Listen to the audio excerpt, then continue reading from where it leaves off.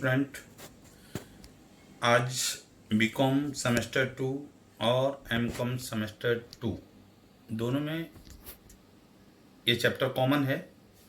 Corporate accounting के नाम से बीकॉम 2 में और कॉरपोरेट फाइनेंशियल अकाउंटिंग के नाम से एमकॉम सेमेस्टर 2 में ये सब्जेक्ट है।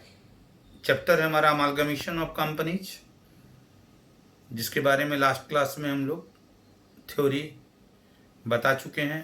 अमलगमेशन ऑफ कंपनीज क्या होती है, उसका फीचर्स क्या है, types of amalgamation, forms of amalgamation, difference, ये सब डिस्कस हम लोग लास्ट क्लास में कर चुके हैं। अभी हम अमलगमेशन ऑफ कंपनी में आपको बताया गया था कि जब कोई कंपनी दूसरे कंपनी को अपने में मिलाती है, एक्वायर्ड करती है, या दो कंपनी आपस में मिलकर एक नई कंपनी फॉर्म करती है, तो जो कंपनी डिसॉल्व हो रही है उसको ट्रांसफेरर कंपनी कहते हैं, और जो नई कंपनी फॉर्म हो रही है या जो एग्जिस्टिंग कंपनी है उसको एक्वायर कर रही है उसको ट्रांसफरी कंपनी कहते हैं। तो जो कंपनी ट्रांसफेरर कंपनी है उसका बिजनेस को एक्वायर करने के बदले में ट्रांसफरी कंपनी के द्वारा कुछ परचेज कंसिडरेशन डिसाइड किया जाता है। तो ये परचेज कंसिडरेशन के बारे में आज हम लोग डिस्कस करेंगे। आज का टॉपिक हमारा होगा परचेज कंसिडरेशन। सबसे पहले हम बता दें परचेज कंसिडरेशन अमलगमेशन के मैटर में इसका मीनिंग क्या होता है। Purchase consideration, it is the price payable by the transferee company. It is the price payable by the transferee company, means new company बोलिए, या वेंडी कंपनी बोलिए, या बायर कंपनी बोलिए। Transferee means buyer company. It is the price payable by the transferee company to the transferor company, means vendor company, for taking over the business of transferor company। क्यों दिया जाए, क्या price pay करिए? For taking over the business of the transferor company. It include only the payment made for the share holders of the transferor company. इसमें किसका purchase price में क्या लेते हैं? It include only the payment made for the share holder of the transferor company. Transferor company के share holder को जो भी चीज पेमेंट के रूप में दे, शेयर होल्डर को, not other than share holder, either preference share holder को दे या इक्विटी शेयर होल्डर को दे, शेयर होल्डर को जो भी पेमेंट करती है ट्रांसफेरर कंपनी, उसी को परचेज कंसिडरेशन में इंक्लूड किया जाता है। और शेयर होल्डर को छोड़कर अगर कंपनी क्रेडिटर्स को या डिवेंचर होल्डर्स को अगर कोई पेमेंट करती है तो परचेज कंसिडरेशन में काउंट नहीं होता है। परचेज कंसिडरेशन निकालने के लिए 3 मेथड है: net assets method, net payment method, share exchange method and lump sum method. फिर से सुन लीजिए 4 method: net assets method, net payment method, share exchange method and lump sum payment method. आज हम पहला मेथड आपको नेट पेमेंट मेथड बताएंगे। Net payment method का मतलब है कि ट्रांसफरी कंपनी ट्रांसफरर कंपनी के शेयर होल्डर को जो पेमेंट करती है सारे पेमेंट को जोड़ लेना है, ऐड कर लेना है, that is the price purchase consideration. तो उसके बारे में थोड़ा सुन एक्सप्लेन कर दें। As per accounting standard 14, purchase consideration is the aggregate of payment made by transferee company in the form of cash, shares and other securities to the shareholders of transferor company।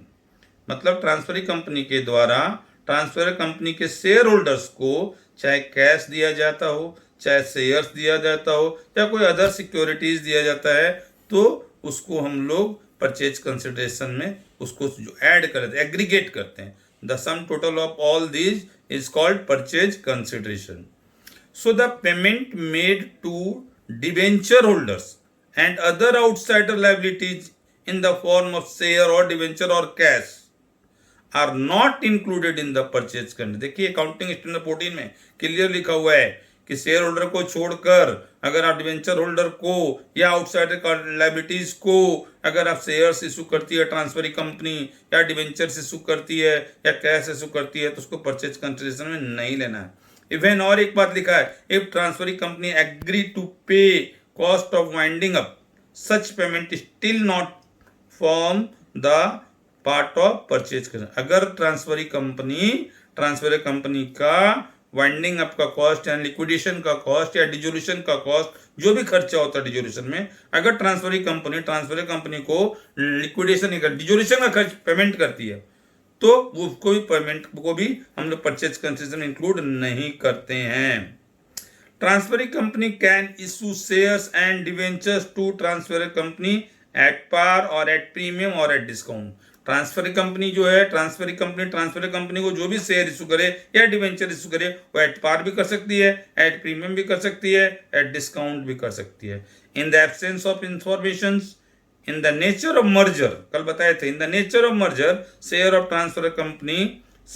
Transferring company shall be valued at their paid up value. जो उसका paid up value है उसी को हम लोग share का purchase consideration में calculate करते हैं।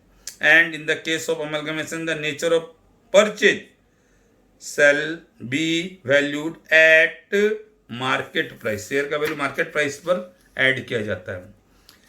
देखिए, in this method payment include only payment made to share holder. देखिए, तीन चीज ध्यान से रखिएगा, तीन बात याद रखना नेट पेमेंट मेथड में। पहला, payment include only payment made to share holder, जो शेयर होल्डर का पेमेंट होगा वही लेना है। Second point, payment made by transferring company to the debenture holder और creditor should not be taken into purchase consideration.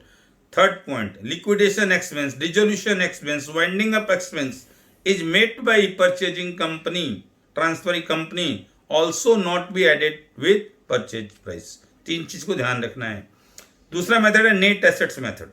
Net assets method में, under this method the amount of purchase consideration by adding the agreed value और fair value of only those assets which have taken over by the transferring company.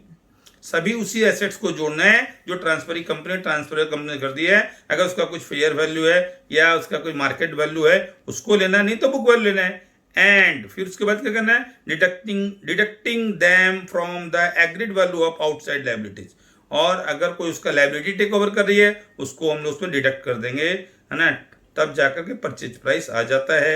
इसका net assets method क्या कहता है। तीसरा method है intrinsic value of share और share exchange method बोलते हैं हम लोग। In this method, the purchase consideration is calculated on the basis of the ratio in which the shares of the transferor company are to be exchanged the share of the transferring company। एक ratio दिया रहता है generally कि transfer company के 5 share के बदले transferring company 10 share देना चाहती है, उसके 2 शेयर के बदले ट्रांसफरिंग कंपनी 3 शेयर देना चाहती है। That is called ratio.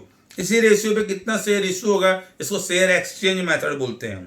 This ratio is generally based on intrinsic value.